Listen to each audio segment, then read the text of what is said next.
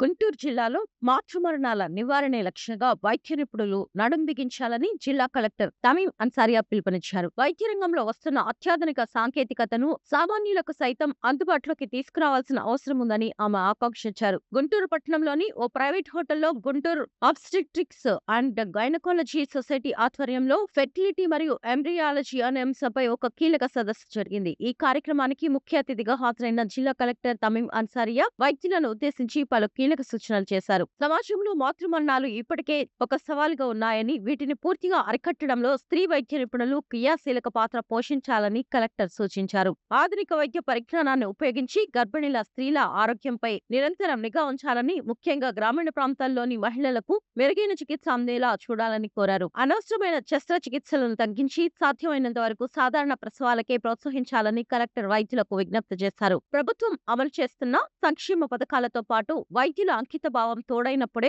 మాతృ శిశు మరణాలు లేని సమాజాన్ని నిర్మించగలమని ఆమె స్పష్టం చేశారు. ఈ సదస్సులో జిల్లాలోని ప్రముఖ గైనకాలజిస్టులు, ఎంబ్రియాలజీ నిపుణులు పాల్గొని సంతానోత్పత్తి సమస్యలు మరియు వాటి పరిష్కార మార్గాలపై విస్తృతంగా చర్చించారు.